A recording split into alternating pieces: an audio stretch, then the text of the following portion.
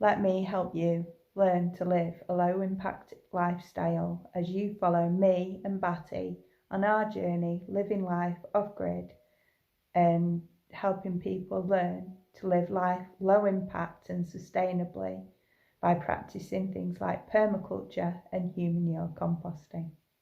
I'm going to go on to making a compost pile next, so I'm really quite excited. This is something I've wanted to do since before I got here, so time to make the compost pile. Okay, so Batty's being helpful as usual. It's fly catching as well, ninja fly catcher. So this is the start of our compost pile, and what we've done is what I've done is I found pallets and I've put them together. I've still got to attach them. Now I wanted to put them over there, but because of the mess over there and everything needing clearing, they're over here, but they can be moved.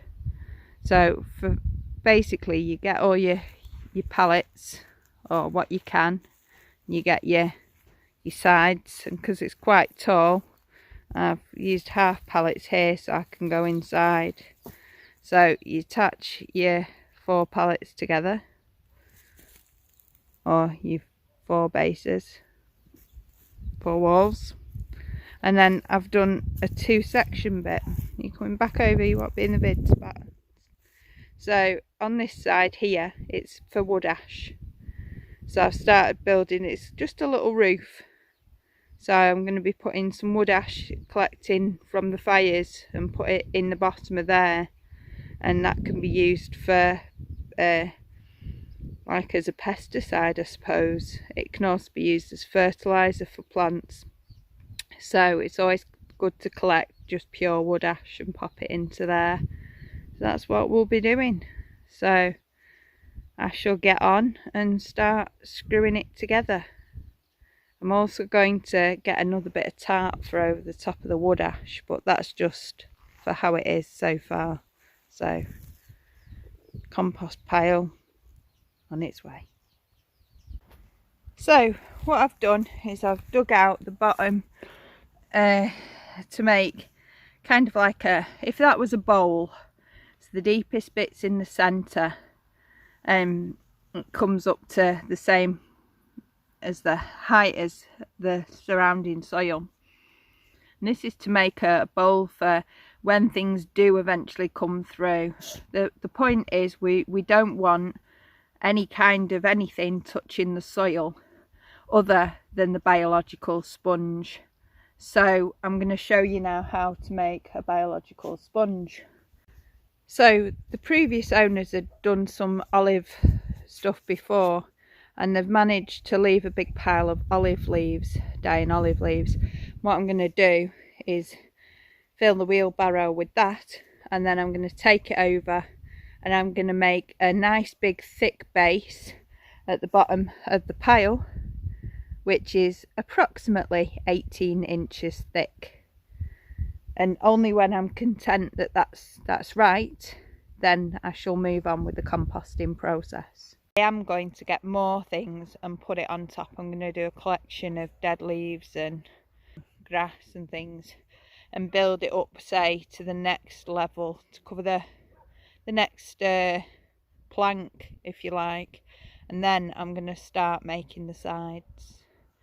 But for today I'm really happy with what I've done, and I shall start collecting dead things to put in, well, dead organic matter to put in tomorrow. I took the front off so that I could get some more in. I found a big pile of dry old bedding, so that's gone in, and I got a whole load of walnut leaves and things to put in as well. So now I'm content that the biological sponge has been created. So this is the biological sponge. It's about 18 inches, it's about a foot deep, and that is the base of the Humanoid compost heap or compost pile.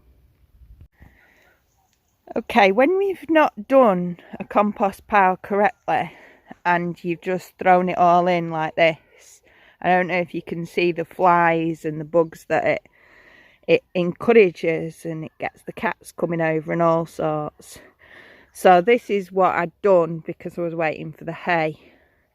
So it gives you an ideal example of why people's compost heaps don't work, and what happens when they leave it like this. They're leaving all this to rot in the open air, encouraging all sorts of maggots and flies. It's just not healthy.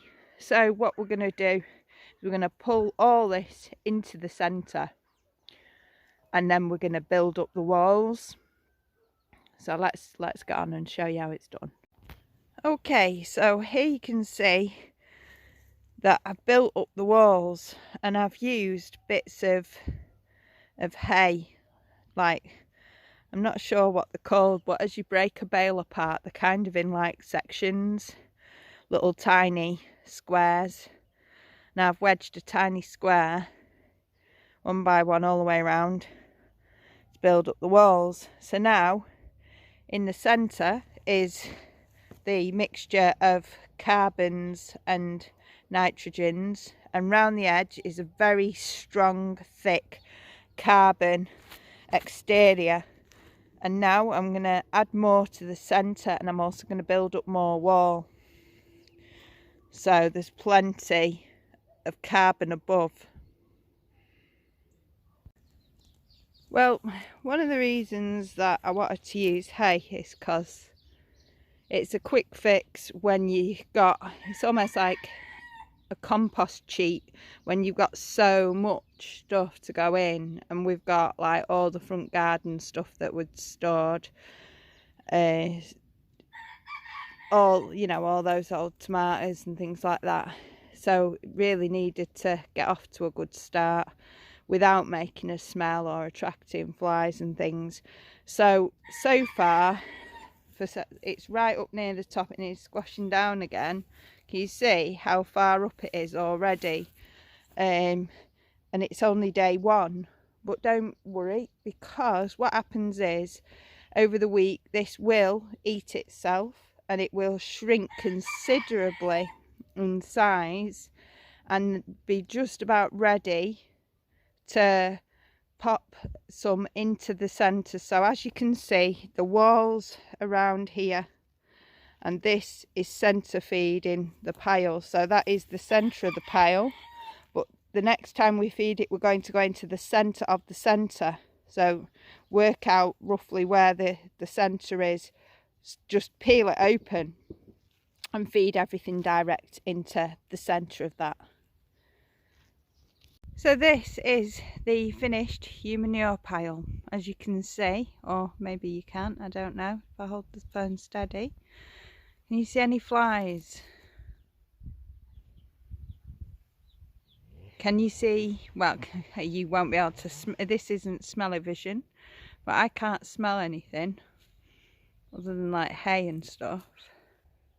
And you can't see what's in the pile because it's really covered with a massive thick layer, a thick top layer. So as you dig underneath all this, you'd then find right in there is where the composting organic matter is. So that's it, the finished article for today. I've got a bit of hay or substrate in the next pile just in case, but on top of that, as I collect stuff, that will go in there, as will wood ash. In our next video, I'm going to talk about what you can and can't put in the compost pile. If you liked our videos, don't forget to press subscribe. Don't forget to click the bell to receive notifications every time I put up a video.